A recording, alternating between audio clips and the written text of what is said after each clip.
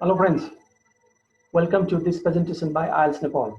In today's video, I'm going to talk about writing task 1 of the academic format of IELTS.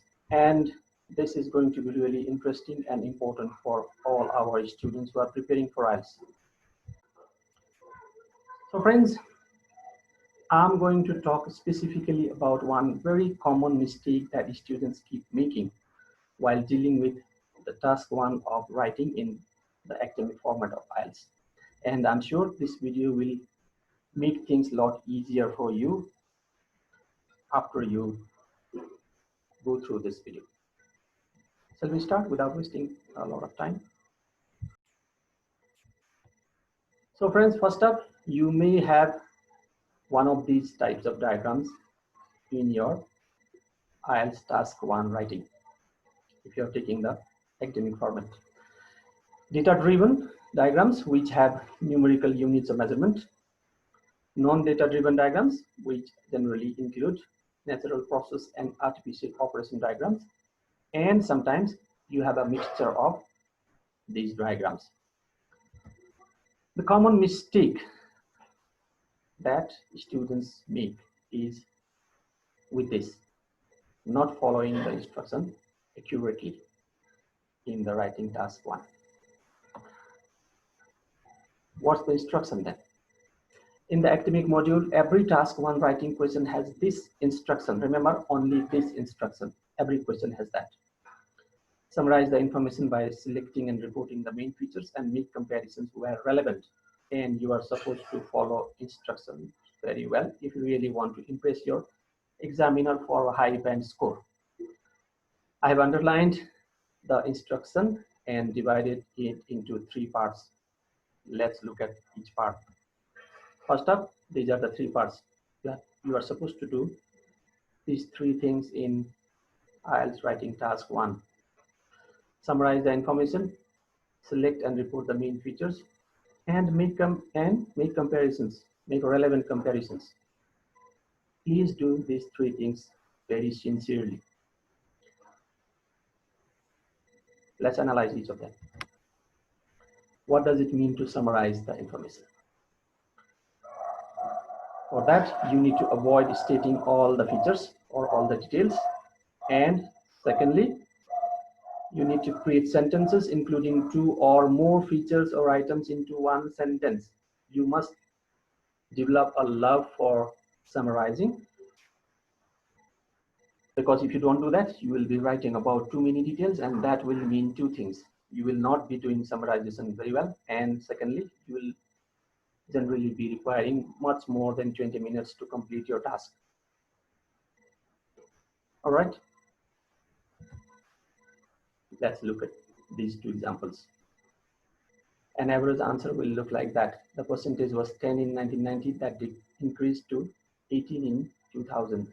A better version will be something like that. The percentage, that is 18, almost doubled in 10 years between 1990 and 2000. Well summarized. Meat was $10 per kg. Fish, however, sold for $20 per kg. In summary, it can become something like that. At $20 per kg, fish was exactly twice as costly as meat.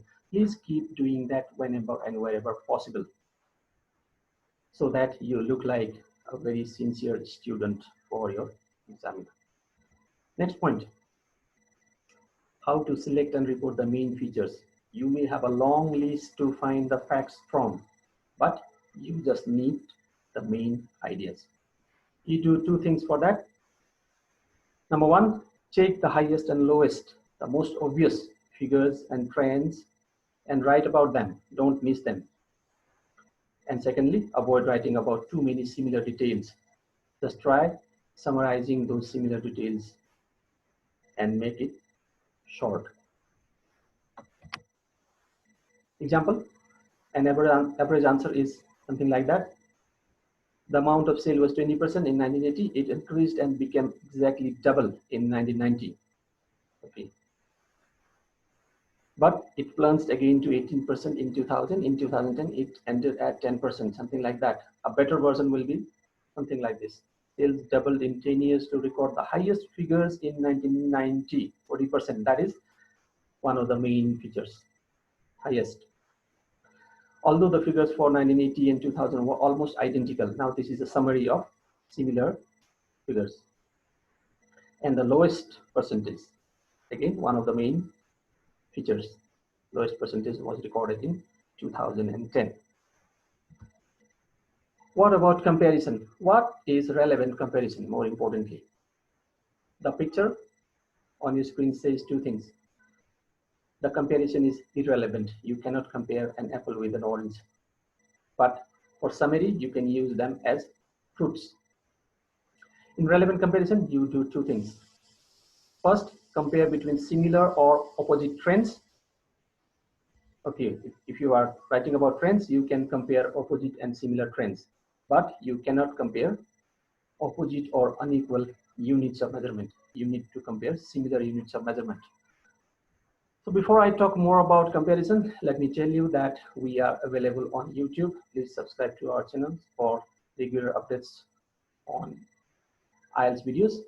You can also write to us through ieltsmasternepal@gmail.com. You can also find us on our Facebook page, and for calls, we have our WhatsApp and Viber numbers.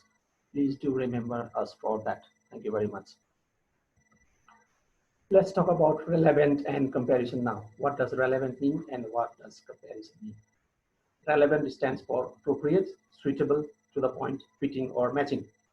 And comparison means not only finding the differences, but also finding similarities.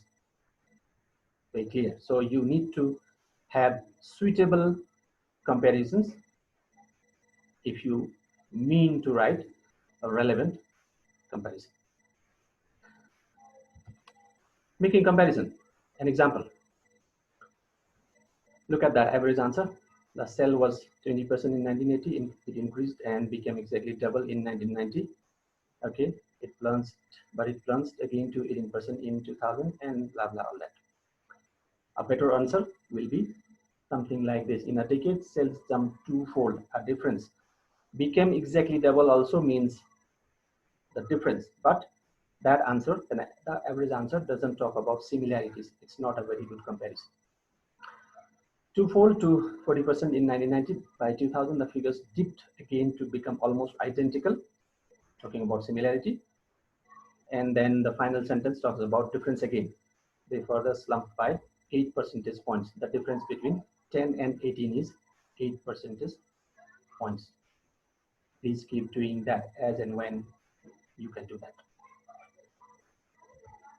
Okay, one of the most important things which I want you to know from this video is this: using relevant units for comparisons. One of the most common reasons for failing to make relevant comparisons is the mismatching of units of measurement. Many students fail to match the units of measurement. The common measurement units in data-driven diagrams are percentage, number, dollars, and all those that you see on your screen. So if you compare percentage with number, you will go wrong because they are two different units of measurement. Let's have a look at some examples. First up, this diagram has hours as the unit of measurement. Hours of leisure time. Time is not the unit, hours is the unit. In this diagram, as you can see along the vertical line on the left hand side of the diagram, $1 million is the unit of measurement. And in this diagram, nothing is written in word, but a symbol is there at the top left corner of the diagram, which means the unit of measurement is percentage. So how to make relevant comparisons using units? Look at the example. The sale was 20% in 1980. The number of sale increased and became exactly double in 1990, but it plunged again to 18 in 2000. There are so many problems in that answer. Make it relevant and correct by writing something like this. The sale was 20% in 1980. No problem with the first sentence. The amount or volume. Now, if you're talking about sale, sales cannot be counted in numbers. And especially percentage cannot be counted in numbers. So we use amount or volume for that. Volume of sale increased and became exactly double in 1990, but it plunged again to 18%. Now that percentage sign is so very crucial here, because without that it will mean simply a number which will not match with percentage. Another example, the number of women was more in primary education than the percentage of men. You cannot compare number with percentage. It's very simple. It has to be percentage with percentage or number with number, or better still, check what is there in the diagram and use that unit. The percentages of boys decreased. On the contrary, girls went up. If you write like that, it will mean that girls went up, girls walked up. It's not like that. We are talking about percentages. So the unit will be percentage versus percentage, not girls. Relevant and correct one is this. The number of women was more in primary education than that of men, correct? Or than the number of men, correct? The percentages of boys decreased. On the contrary, those of girls went up. Those refers to percentages. Or you can also write, on the contrary, the percentages of girls went up. You have to be a little bit careful while choosing those pronouns or the corresponding units. This is where most students go wrong. Be careful. I have some final words for today. Comparison is rarely possible in non-data driven diagrams which have stages or steps to describe. Remember that in non-data driven diagrams, you don't have units of measurement generally. Mostly, they don't have units of measurement. So their comparison won't be possible. However, you must summarize and report the main features because the instruction will be the same. Comparison is absolutely possible and necessary in single data diagrams or in a set of mixed diagrams that includes one or more data diagrams. In a mixed diagram, sometimes you have two non-data diagrams in which comparison will be almost impossible. But if one of the diagrams or both the diagrams are data-driven diagrams, then comparison will be absolutely necessary. All right. So friends, if you still have some doubts about anything related to task 1 in writing in the IELTS academic format, do write to me or call me. I will be glad to talk further to you about any issues that you need to discuss. I will join you with something different in my next video. Thank you for joining now. See you.